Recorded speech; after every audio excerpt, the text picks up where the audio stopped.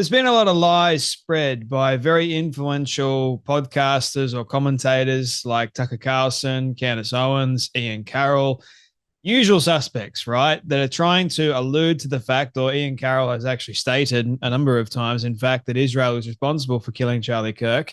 And Tucker Carlson has alluded to it, along with Candace Owens, definitely. They want to gaslight the living hell out of each and every one of us to go, oh, we didn't actually allude to anything. We didn't imply anything at all. It's like the old typical playbook. We're going to make a very provocative statement to every single one of you, and you guys are going to believe us because you guys trust our poor reputation. That's what these guys actually have. No reputation that is good, in my personal opinion. Everything that I have been seeing from the likes of Tucker of late and even Candace is quite, especially in light of Charlie's assassination, has been rather disgusting. I mean, the guy hasn't even been buried yet, and they are continuously throwing out these theories like Charlie was starting to change his opinion on Israel, everything like that. He was under a great deal of pressure from donors, Israeli donors. Apparently, there was like $150 million that was pulled because Charlie wanted to have Tucker at his event, etc., etc. Loads of these lies. And Tucker just wants to go on there and say, well, he was under a lot of pressure from the Jews. The Jews were putting so much pressure on Charlie Kirk. He didn't like Bibi Netanyahu, even though that's a lie. And because of Tucker, because of Candace, because of all these very popular names in this space, Bibi Netanyahu has had to make several statements claiming that Israel did not kill Charlie Kirk. And obviously, the usual suspects have hammered Bibi Netanyahu and gone, well, that's strange. Why in the world would Israel come out with several different statements and a video saying that we didn't kill Charlie Kirk? But the whole idea is propaganda from these people is really disgusting. If they didn't start automatically accusing Israel of killing Charlie Kirk, then Israel wouldn't need to come out and defend themselves and say, no, we didn't. So what? They're supposed to remain silent in that? It's pretty outrageous and absurd to me.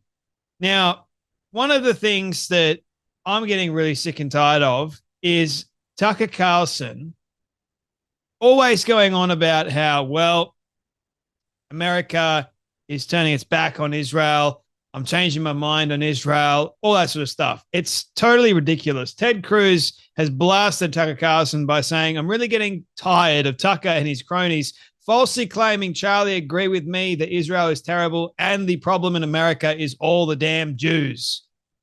Yeah. I knew Charlie well, and indeed the very last conversation we had was how deeply concerned he was about the rising toxic wave of anti-Semitism on the right, meaning from Candace and Tucker. So have a watch of Tucker go on this long-ass rant. It's quite annoying. Like, he's very good at doing this, Have a watch of this. He did not like Bibi Netanyahu, and he said that to me many times, and he said it to people around him many times. He felt that Bibi Netanyahu was a very destructive force. He was appalled by what was happening in Gaza.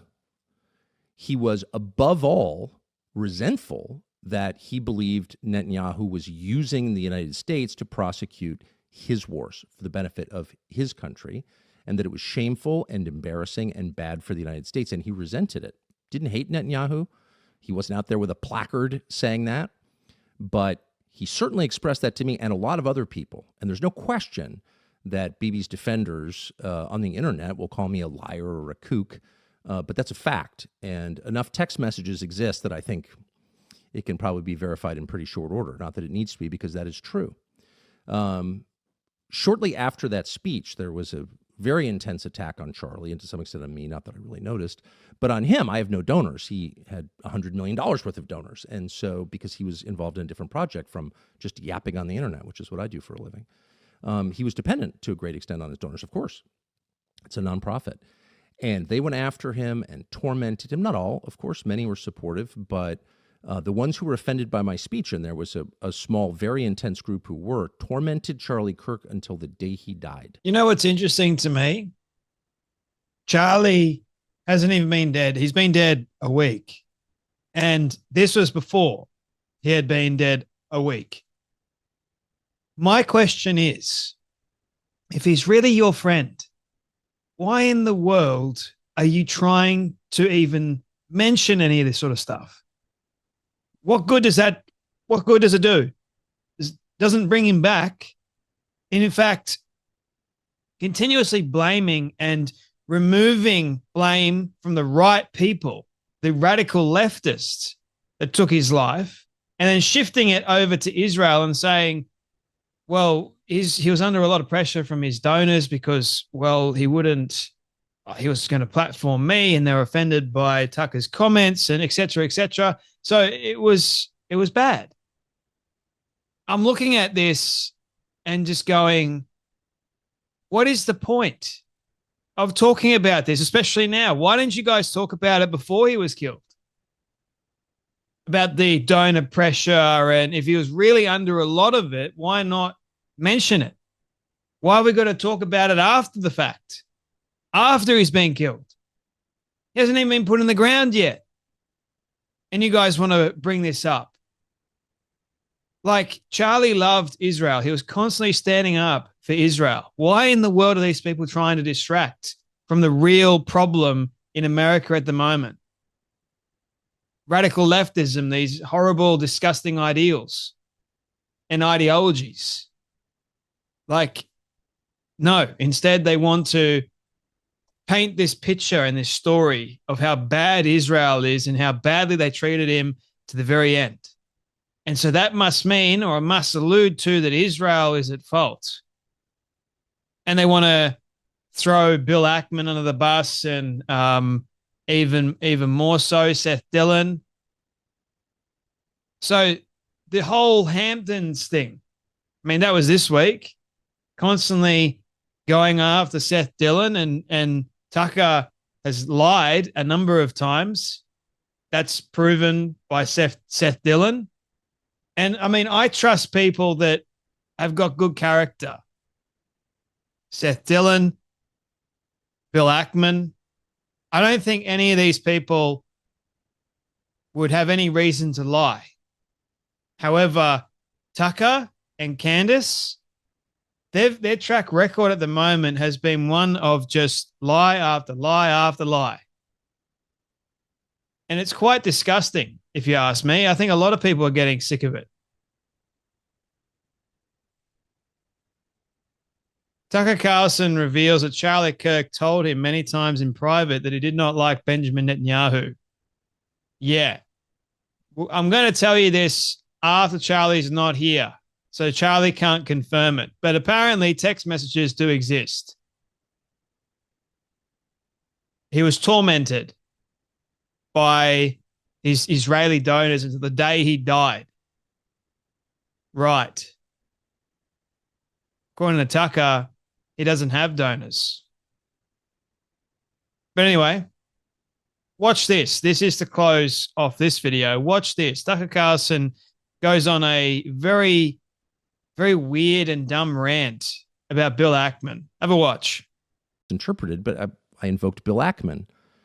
And the point I was making had nothing to do with Bill Ackman being a criminal or even being an Epstein friend. I mean, I don't really know anything about that. I don't know much about. I'm not accusing Bill Ackman of a crime, and I'm not accusing him of, being a sex creep or a Mossad agent or anything like that. I don't think that. I don't know that for sure, and I wasn't trying to say it. What I was trying to say is that Bill Ackman is not creative, not particularly intelligent. Bill Ackman is worth $7 billion. So you have to ask, how? And it seems to me that Bill Ackman is rich for the same reasons that a lot of other people I know are rich, because he's hyper aggressive and he's well connected. And my only point was, if you live in a society that awards the spoils to people on the basis of those two qualities, like the most aggressive, the best connected people get the richest, that's a dysfunctional society. There should be a reward for creativity and decency and hard work, steadfastness, following the rules. You should have to add to the sum total of your society, you'd think. It's not an argument against the free market. It's the argument against whatever we're living through right now. This is really dark and ugly. And if people like Bill Ackman are getting the richest, what has Bill Ackman done? Shorted the market or something? Talked down Herbalife? I mean, I'm not even saying that should be illegal. All I'm saying is, if that's one of the richest guys in your society, you've got a very sick society. I don't think Bill Ackman's like a drooling idiot or anything, but like, when was the last time you heard Bill Ackman say something constructive or creative? Like, never. So it's just bad. And it's not just about Bill Ackman, of course. I mean, he's just a minor player in the life of the world, but he's a kind of metaphor for how off track we've gone. And in order to get $7 billion, you'd have to be somewhat creative in your business endeavors, right? But according to Tucker, you got to know all the right people and you got to be aggressive. So does that mean, Tucker, that you've been very aggressive and you've known all the right people, considering you are a multimillionaire and all you do is talk a bunch of nonsense for a living? How about that, man? All you do is this. And might I add, not very well. I mean, people are dumb enough to listen to you. So it's just very interesting, like with the level of lies being spread. Like I mentioned at the very beginning. Why? What is the purpose? Trying to tarnish Charlie's hard work and reputation, and you claim to be his friend? Sick. And it needs to stop. Anyway, that's enough from me, but you guys take care, be blessed, and I'll see you all in the next video.